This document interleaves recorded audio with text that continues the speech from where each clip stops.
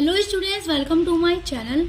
सो student, जैसा कि अगर आप अपने बीए थर्ड सेमेस्टर में इंग्लिश लिटरेचर पढ़ते हैं जिसका टाइटल है ब्रिटिश एंड अमेरिकन ड्रामा, तो उसकी क्लास मैंने स्टार्ट कर दी और मैं आपकी सभी यूनिट्स को पूरा नोट्स के साथ कंप्लीट करा दिया है। और मैंने एक प्लेलिस्ट भी बना दी है आपके BA third semester English literature की, जिसमें मैंने और वीडियोज़ को ऐड कर दिया है, तो आप वहाँ पर चेक करके अपनी सभी वीडियोज़ को पढ़ सकते हैं, क्योंकि आपके एग्जाम में कहीं से भी क्वेश्चन आपसे आ जाएगा। और देखिए, जिन भी यूनिवर्सिटीज़ में एमसीक्यू बेस पर एग्ज़ाम होता है, मतलब ऑब्जेक्टिव टाइप एग्ज़ाम होते हैं, तो उनके लिए भी मैं लगातार एमसीक्यू क्वेश्चन की वीडियोस अपलोड करती हूँ और करती रहूँगी, ताकि आप लोग अपने एमसीक्यू को भी अच्छे से तैयार कर लें। क्योंकि बहुत सारे स्टूडेंट्स मुझे ये कमेंट करते हैं कि मैम हमारे यहाँ तो एमसीक्यू पर एग्ज़ाम होता है, तो क्या ये नोट्स जो आप पूरी क्लास कराती हैं हमारी हेल्पफुल होगा? तो बिल्कुल हेल्पफुल होगा, क्योंकि जब आप पूरी क्लास करे रहेंगे तो वहाँ पर आपको छोटी छोटी जो चीज़ें हैं वो याद रहेंगी, और फिर वही सारी चीज़ें आपके एग्जाम में आपके ऑब्जेक्टिव टाइप क्वेश्चन में आपसे पूछी जाती हैं। तो इसलिए क्लास भी आप लोग कर लीजिएगा, सब मैंने करा दिया है। और उसके अलावा मैं आपके ऑब्जेक्टिव टाइप क्वेश्चन लगातार अपलोड करती रहूँगी, ताकि आप लोग इसकी भी तैयारी करते रहें। देखिए, आज के वीडियो में जो मॉडल पेपर लेकर आई हूँ वो है आपका objective type question. Important question बताऊंगी जो एग्जाम में आपके पूछे जाएंगे। तो चलिए शुरू करते हैं। देखिए, हाउ ओल्ड इज यागो।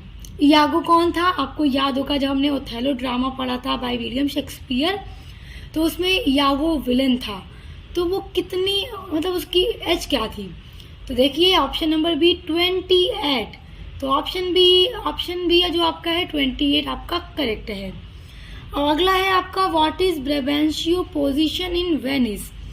वेनिस में ब्राबेंशियो की क्या पोजीशन है?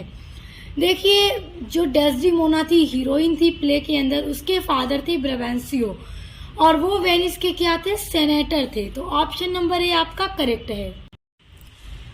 अब देखिए, आपका अगला है, who use the wine dark epithet.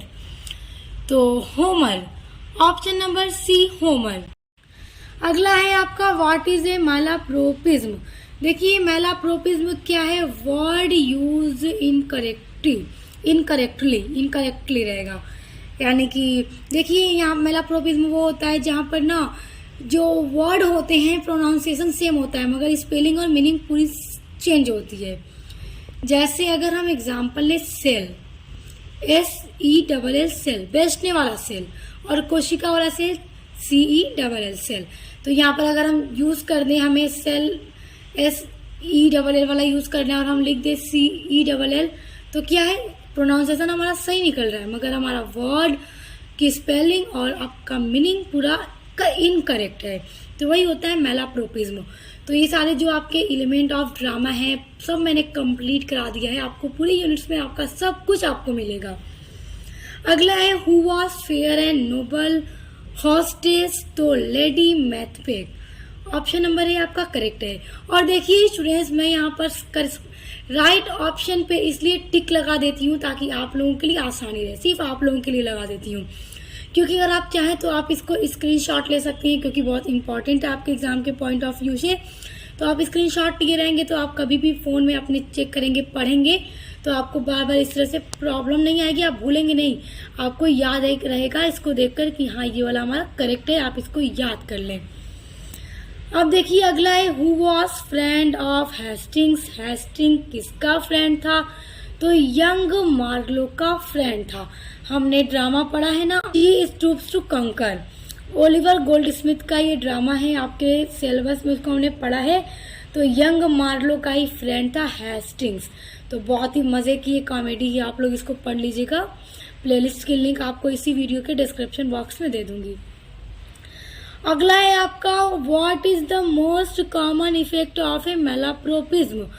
तो कॉमेडी, क्योंकि गलत शब्दों को यूज करेंगे तो कॉमेडी ही बनेगी हमारी। तो ऑप्शन नंबर बी आपका करेक्ट है, कॉमेडी। अगला आपका क्वेश्चन है, when is a cacophony not used. Cacophony का यूज कब किस में नहीं किया जाता है? तो इसका यूज सॉन्ग में, पोएट्री में, प्रोज में किया जाता है, तो एसेज में। Option number B in essays आपका करेक्ट आंसर है। अगला आपका इंपॉर्टेंट है, this is the written text of a play. Option number A script आपका करेक्ट है। अगला है what is the place of act first scene first the place She stoops to Conquer. तो इसमें क्या सीन होता है, मिस्टर हार्डकास्टल हाउस का सीन होता है। हमने ड्रामा पढ़ा है सी स्टूप्स टू कंकर, इसको पढ़िएगा तो मिस्टर हार्डकास्टल, मिसेस हार्डकास्टल, उनके बेटी बेटा और उनके भतीजी सभी रहते हैं। बहुत ही मज़े का ये ड्रामा है, आप लोग इसको ज़रूर पढ़िएगा। अब देखिए अगला है when did Arthur Miller die. जो आर्थर मिलर थे वो उनकी डेथ कब हुई, तो 10 फरवरी 2005 में।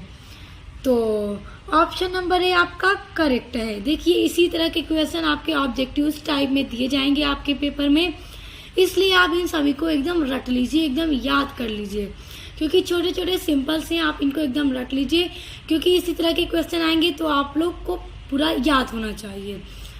अगला है of what origin is James family, तो आयरिश।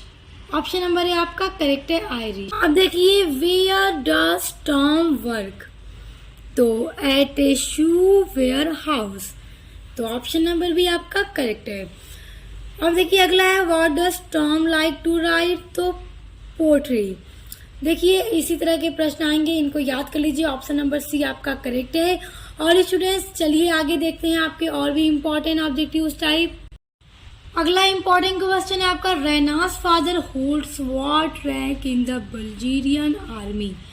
देखिए बल्जीरिया की आर्मी में रैना के फादर का क्या रैंक था, तो वो मेजर थे उसमें के, मेजर पेटकॉफ नाम था इनका, तो मेजर थे वो उसमें के। तो ऑप्शन नंबर है आपका करेक्ट है। ये वाला भी जो ड्रामा है ना आर्म्स एंड द मैन, बहुत ही अच्छा ड्रामा है, उसको भी मैंने कंप्लीट करवा दिया है, तो आप लोग पढ़ लीजिएगा। अब देखिए अगला है फ्रॉम वेयर डज ब्लॉन्चली हेल, तो स्विट्जरलैंड, क्योंकि जो कैप्टन ब्लॉन्चली थे वो स्विट्जरलैंड के प्रोफेशनल सोल्जर थे, बहुत ही ब्रेव थे। बहुत ही अच्छी इनकी स्टोरी है ड्रामा के अंदर, इनकी और रैना की, आप लोग पढ़िएगा, बहुत ही अच्छा लगेगा आप लोगों को। तो ऑप्शन नंबर डी इसमें आपका करेक्ट है। अगला है whose picture does Raina keep in her room at the start of the play. जब प्ले शुरू होता है आर्म्स एंड द मैन, तब रैना जो है, प्ले की जो हीरोइन रैना है, वो अपने कमरे में अपने पास किसकी फोटो को रखती है, तो सर्जियस इसका मंगेतर था। स्टार्ट में हम लोगों ने देखा सर्जियस का मंगेतर था, मगर किस तरह स्टोरी में पूरा घुमाव आ जाता है और शादी सर्जियस के बजाय रैना की कैप्टन ब्लॉन्चली की हो जाती है। और कैप्टन ब्लॉन्चली स्विट्जरलैंड के सोल्जर थे जो कि रैना के कमरे में आ जाते हैं जंग के टाइम में, रात में उसका दरवाज़ा खुला था बालकनी का और वो अंदर आ जाते हैं, रैना सो रही थी। फिर किस तरह दोनों एक दूसरे से मिलते हैं, कैसे इन लोगों के बीच में रिलेशन बढ़ता है, एक दूसरे की फीलिंग बढ़ती है और इनकी शादी हो जाती है। और सर्जियस किस तरह रैना को धोखा देता है, आप लोग प्ले को पढ़िएगा तब आपको पता चलेगा। तो स्टार्ट में तो रैना सर्जियस से ही लव करती थी, सर्जियस इसका फियांस था, तो इसी की तस्वीर को अपने रूम में रखी थी। अगला है what do Raina and Catherine land Bluntschli, तो what do Raina and Catherine थी रैना की मदर, तो उन लोगों ने किस तरह से कैप्टन ब्लॉन्चली की जान बचाई थी, एक कोट को देखकर। रैना के फादर का कोट था, उसी को उन लोगों ने ब्लॉन्चली को पहनाकर वहां से रवाना किया था। अब देखिए अगला है to whom does Louka get engaged, Louka की किससे एंगेज्ड हुई थी, तो सर्जियस, क्योंकि रैना को उसने धोखा दे दिया था। और लाउका जो थी बहुत ज़्यादा खूबसूरत थी, मगर थी घर की नौकरानी, रैना के घर की मेड सर्वेंट थी लाउका। लेकिन सर्जियस फिर भी लाउका से शादी करता है और रैना को धोखा दे देता है, सिर्फ क्यों, क्योंकि लाउका खूबसूरत थी।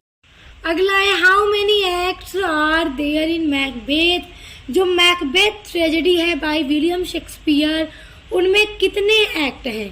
इसी तरह के देखिए पूछ देंगे, एकदम ध्यान रख के आपको यह पढ़ना है कि किस ट्रेजेडी में, किस ड्रामा में कितने कितने एक्ट हैं आपके।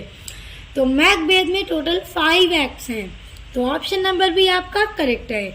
अगला है टू बी दस is nothing who said this, तो इसको कहा था मैकबेथ ने, ऑप्शन नंबर सी करेक्ट है। अगला आपका इंपॉर्टेंट क्वेश्चन है, who was sir Charles Marlow. Charles Marlow कौन थे?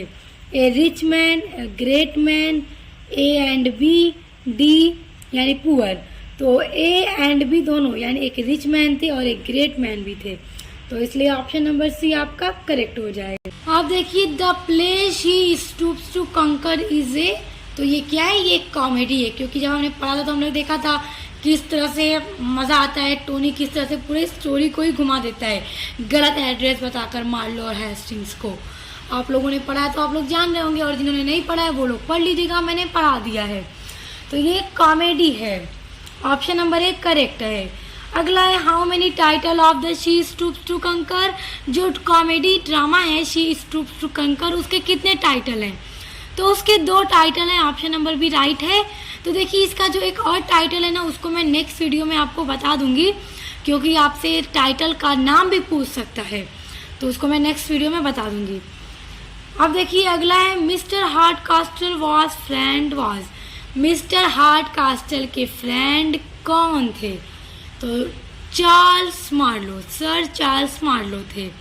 अभी पीछे एक क्वेश्चन हमने देखा ना, ये एक रिच और ग्रेट पर्सन भी थे, मैन थे, और इन्हीं चार्ल्स मार्लो का बेटा था यंग मार्लो, जो आया था मिस्टर हार्ड कास्टल की बेटी का रिश्ता लेकर, जिसने ही उनकी बेटी को क्या समझ लिया? बारमेट समझ लिया, यानी एकदम गलत फहमी पाल लिया था। मतलब और ये गलत फहमी किसकी वजह से हुई थी? सिर्फ टोनी की वजह से। टोनी जो केट हार्ड कास्टल का भाई था, उसी ने सारी स्टोरी को पूरा घुमा दिया, और ये सबको क्या समझ लिया कि ये बार है, ये घर नहीं है, ये बार मेड है, और ये मिस्टर हार्ड कास्टल इस बार के ऑनर हैं। तो देखिए हमारा क्वेश्चन क्या था कि मिस्टर हार्ड कास्टल के फ्रेंड कौन थे? तो sir Charles Marlow, option number D right है। अगला है she stoops to conquer was first produced in, तो 1773 में। Okay, option number B right है। अगला है नेमेसिस मोस्ट नियरली मीन्स, तो इनेमी, क्योंकि नेमेसिस मतलब होता है ना इनेमी, तो नेमेसिस क्या है? एक एलिमेंट ऑफ ड्रामा है, इसको मैंने कराया है, आप लोग पढ़ लीजिएगा, तो इसका मतलब होता है इनेमी। अगला है ए ड्रामा इज डिवाइडेड इनटू। देखिए ड्रामा किस में डिवाइड होता है? सीन में, चैप्टर में, एक्ट में या सेट में? तो एक्ट होता है, क्योंकि जब हम लोग ड्रामा पढ़ते हैं तो देखते हैं ना act first, act second, act third, act fourth, तो ड्रामा हमेशा एक्ट में ही डिवाइड होता है। अगला है how many characters are in foil mainly used for, तो 2 कैरेक्टर्स, तो ऑप्शन नंबर डी आपका 2 करेक्ट है। अगला है where does the term euphemism origin from, तो यूफेमिज्म जो है ये भी एक एलिमेंट ऑफ ड्रामा है, इसको भी मैंने कराया है। तो ये किस वर्ड से ओरिजिन हुआ है? ग्रीक वर्ड से, ऑप्शन नंबर सी आपका करेक्ट है। स्टूडेंट्स देखिए यहाँ पे जो आपको इम्पॉर्टेंट मैंने क्वेश्चन बताए हैं आपके बीए 3rd सेमेस्टर के एग्जाम के लिए बहुत ज़्यादा इम्पॉर्टेंट है। और स्टूडेंट्स देखिए अगर आप चाहते हैं कि मैं आपके जितने भी ड्रामाज हैं उनके भी क्वेश्चंस इम्पॉर्टेंट आपको बताऊं, ये जो ड्रामा में अलग अलग से जो क्वेश्चंस ऑब्जेक्टिव्स टाइप हैं, अगर आप उन पर भी वीडियोस चाहते हैं सभी ड्रामा पर अलग अलग, तो आप लोग मुझे कमेंट करके ज़रूर बताइएगा, मैं उस पर भी वीडियो बनाऊंगी आपके लिए। तो आई होप आपको वीडियो पसंद आएगा, वीडियो हेल्पफुल लगा तो वीडियो को लाइक कमेंट शेयर ज़रूर करिएगा, चैनल को सब्सक्राइब करके बेल आइकन को प्रेस कर लीजिए ताकि आने वाली वीडियोस के नोटिफिकेशन आपको मिलते रहें। और स्टूडेंट्स अगर आप अपने बीए 3rd सेमेस्टर में सोशियोलॉजी पढ़ते हैं या फिर हिंदी गद्य पढ़ते हैं तो उसकी क्लास भी चैनल पर चल रही है, चैनल पर विजिट कीजिए, प्लेलिस्ट में जाइए, प्लेलिस्ट में सब सब्जेक्ट की प्लेलिस्ट नाम से मैंने बना रखी है, तो आपको वहाँ पर सब कुछ मिल जाएगा। तो अच्छे से एग्जाम की तैयारी कीजिए, बेस्ट ऑफ लक। अब मिलते हैं नेक्स्ट वीडियो के साथ।